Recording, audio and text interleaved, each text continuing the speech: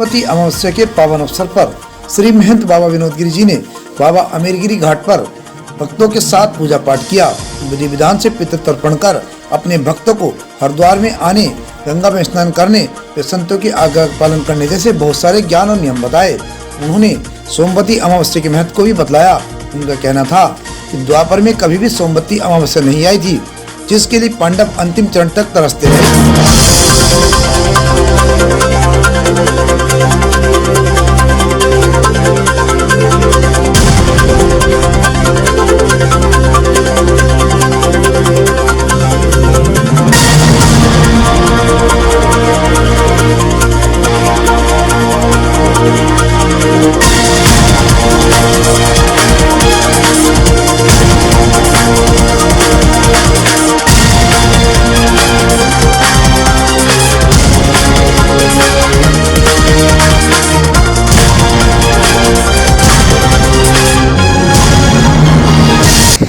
हमारे सनातन धर्म में सोमवती अमावस्या को कुंभ जैसा मान्यता देते हैं। जिस प्रकार से कुंभ स्नान करने से जो पुण्य प्राप्त होता है, सोमवती अमावस्या को भी अपने स्नान करके और अपने पितरों को पिंडदान देने का महत्व होता है। हमारे माता पिता ने जो हमें जन्म दिया, इसके पीछे उनके चार मकसद थे। प्रथम मकसद था कि भाई हमारा वंश चलेगा, नाम न चलेगी। दूसरा मकसद था कि जब हम बूढ़े होंगे, हमारे बच्चे जवान होंगे, हमारी सेवा करेंगे। तीसरा मकसद था कि जो हमारी संपत्ति है इसकी रखवाली करेंगे। और चौथा मकसद था कि हमारे मरने के बाद हमारे नाम से कुछ दान पुण्य करेंगे, पिंडदान इत्यादि। क्योंकि जिस प्रकार से बैंक में किसी का खाता है तो वो पैसा, बैंक में पैसा है तो खाता तो है, लेकिन पैसा नहीं तो निकलवाएगा क्या।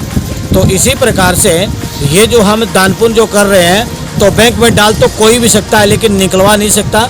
तो जिस प्रकार से हमने ये पिंडदान किया है, इस पिंडदान का मतलब है कि जैसे ट्रांसपोर्ट में हम माल जमा करा दें और एड्रेस दे दें, किराया दे दें, तो हमारा माल अमेरिका, इंग्लैंड कहीं भी भेजना चाहेंगे तो वहीं चला जाएगा। तो यही हमारी सनातन पद्धति है कि अपने देवता और पितरों के पास में जो हम भोजन भेज रहे हैं, तो उसका एक तरीका है ट्रांसपोर्ट की तरह कि हमने ब्राह्मण के माध्यम से गंगा के किनारे पे बैठ करके और उन सब का ध्यान किया, तो वो एड्रेस था। और जो हमने उनको पिंड दिया वो मटेरियल है, और जो ब्राह्मण को हमने दक्षिणा दी वो किराया है। तो हमने ब्राह्मण को दक्षिणा दे करके, यानी हमने ट्रांसपोर्ट में माल जमा करा दिया, किराया दे दिया और एड्रेस दे दिया, तो हमारा जो है किया हुआ पुण्य जो हमारे पितरों तक पहुंच जाएगा। आज का जो पुण्य है, मैं तो इस बात का है कि इसका करोड़ों गुना फलता है कि जो हम शुभ कार्य आज के दिन जो कर रहे हैं, हमें यदि 1 रुपया दान करते हैं तो कई करोड़ का पुण्य हमें प्राप्त होगा। यानी जो लोग रोज नहीं स्नान कर सकते गंगा में, रोज गंगा में नहीं आ सकते, रोज दान पुण्य नहीं कर सकते, तो सोमवती अमावस्या के दिन स्नान करके, पिंडदान करके और जो गरीबों को, साधु संतों को भोजन दक्षिणा देता है, तो उसको करोड़ों गुना पुण्य प्राप्त होता है। इसीलिए ये शुभ अवसर के ऊपर सभी जनता इकट्ठी होकर के और ये स्नान दान करते हैं अपने पूर्वजों के कल्याण के लिए। और जब देवता पितृ खुश होते हैं तो घर में सुख शांति होती है, रिद्धि सिद्धि का वास होता है, लड़ाई झगड़े और ये तेरा मेरी इत्यादि जो है ये बीमारियां नष्ट होती है। जिस प्रकार से कोरोना आदि बीमारियां जो है, ये बीमारियों को भी, इनका भी शमन होगा, ये भी नष्ट हो जाएंगी। क्योंकि देवता पितृ जब खुश होते हैं तो सब कुछ एकदम सही हो जाता है, भगवान की अति कृपा होती है। और मैं तो कहता हूँ सारे देशवासियों को, सारे विश्व के पूरे जनता जनार्दन को मैं शुभ आशीर्वाद देता हूँ कि आप सभी शुभ कर्म करो, फल भगवान अपने आप दे देगा। कर्म किए जा, फल की इच्छा मत कर रहे इंसान,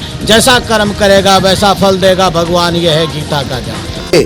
आपको ये भी बता दें कि श्री महंत बाबा विनोदगिरी जूना अखाड़ा के अंतर्राष्ट्रीय संगठन मंत्री भी हैं और संगठन में सदैव बढ़ चढ़ कर अग्रणी रहते हैं, तो हिंदू समाज का विशेष तौर पर मार्गदर्शन करते रहते हैं। आइए सुनते हैं उनके सिरमुख से सोमवती अमावस्या का वृतांत, किस प्रकार से सोमवती अमावस्या का महत्व है और इसकी कहानी क्या है। बड़ा सौभाग्य है कि द्वापर के अंदर पांडवों के सामने ना ही तो उनको कोई कन्या पैदा हुई और ना ही कोई सोमवती अमावस्या आई। तो कहता हूँ कि आज कलयुग के अंदर, कलयुग केवल नाम आधारा, सोमर्थ नर उतर ही पारा। कलयुग में नाम का ही आधार, नाम से ही जो है कल्याण होता है। कितना बढ़िया युग है, इसको हम गलत मानते हैं लेकिन गलत है नहीं। ये कलयुग बहुत बढ़िया युग है। यदि किसी को इसमें जीना आए तो, जीना आता हो तो कलयुग में जीने से बढ़िया कोई आनंद कभी नहीं आता। इसमें तो थोड़ा करोड़ ज्यादा पाओ, ये तो बहुत अच्छा होगा। पांडवों के सामने कभी नहीं तो उनका कोई कन्या पैदा हुई और ना ही उनके सामने इतने लंबे जीवन काल के अंदर कभी सोमवती अमावस्या आई।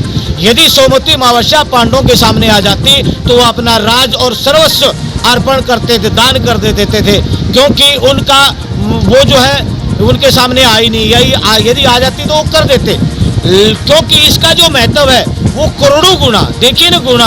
अरे आपका बैंक जो है 7 साल में 8 साल में दुगना करता है, और कहीं जो है 4 साल में, कभी यानी 5 साल से पहले तो दुगना होता ही नहीं, और वह तो आपका 1 मिनट में करोड़ों गुना करोड़ों गुना को जो है भगवान जो है इस अमावस्या को प्राप्त होता है। इसीलिए अमावस्या इस कलयुग में बार बार आती है। ये पांडवों का श्राप है। पांडवों ने ये कहा था कि कन्या की कोई कदर नहीं होगी और सोमवती अमावस्या जो है इतनी अधिक मात्रा में आएगी, हर साल एक तो अवश्य आती रहेगी, 2-2, 3-3 भी आ जाएंगी साल में। तो उनका श्राप हमारे लिए वरदान है, ये पांडवों का श्राप भी, क्योंकि सत्पुरुष यदि किसी को श्राप देते हैं तो उस श्राप भी दूसरों के कल्याण के लिए होता है। तो इसमें कभी छो मारने की बात नहीं है, क्रोध करने की नहीं है, क्योंकि ऋषि मुनि साधु संत जो है कभी किसी का बुरा नहीं करते, सत्पुरुष कभी किसी का बुरा नहीं करते, उनके श्राप में भी हमारा कल्याण है। तो इसीलिए ये बहुत बड़े सौभाग्य की बात है जो आज सोमवती अमावस्या को हमें स्नान का, दान का और ध्यान का मौका मिला हुआ है। इसीलिए तीर्थ कर रहे हैं हम। तीर्थ के ऊपर 3 प्रकार के शुभ कर्म होते हैं, दान करो, स्नान करो और ध्यान करो। भगवान का ध्यान करेंगे, दान करेंगे, स्नान करेंगे तो ये धर्म रूपी रथ जो है हमें प्राप्त होगा और ये परमात्मा के पास ले जाता है। तीर्थ का मतलब होता है शुभ कर्म करो।